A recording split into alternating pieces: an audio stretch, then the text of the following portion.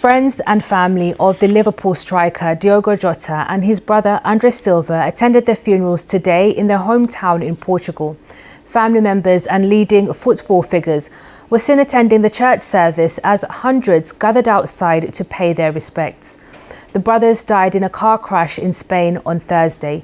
The 28-year-old footballer had married his long-term partner just 11 days before the crash. Joe Inwood reports. It was a small, private funeral for a very public figure. Diogo Jota and his brother André were laid to rest at a church in the small Portuguese town where they grew up and where they began their footballing careers. The family had asked for privacy, but still the crowds came to pay their respects, wearing shirts and scarves of the clubs and country the brothers had represented with such dedication. While it was a private family funeral, there were friends and colleagues too. Bernardo Silva played with Diogo Jota for Portugal, while Roberto Martinez managed the side.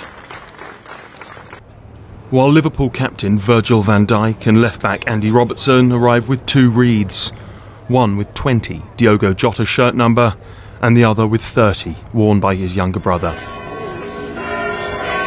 As the coffins arrived, there was a ripple of applause outside the Igreja Matriz de Gondomar.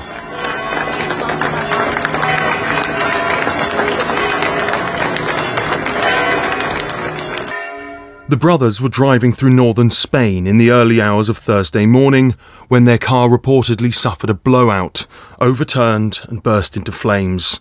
Both were pronounced dead at the scene. They were returning from what should have been a perfect summer for Diogo Jota.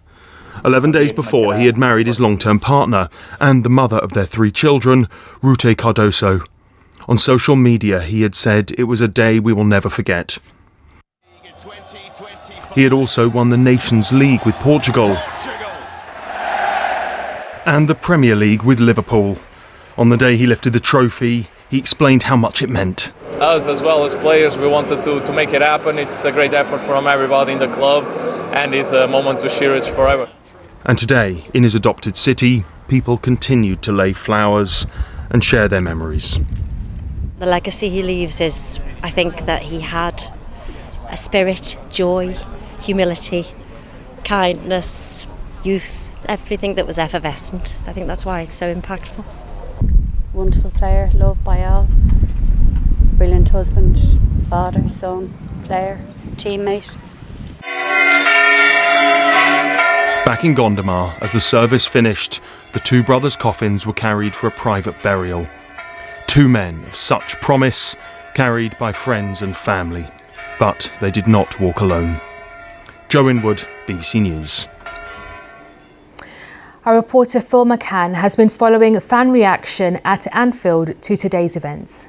There has been a constant stream since the early part of the morning of people coming down here, just wanting to be with each other here. So many people who we've spoken to have talked about how it feels like they've lost a family member, that real sense of grief. And so many people who are parents telling me that their children are having their first sense of loss, if you like.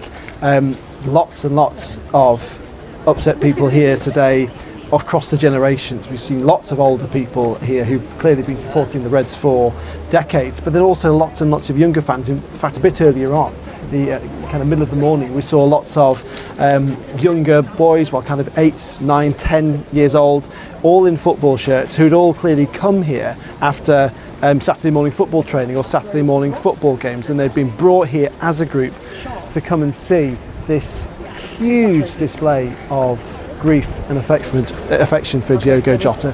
These flowers and cards and shirts and scarves, they stretch the entire length of the main stand here outside Anfield.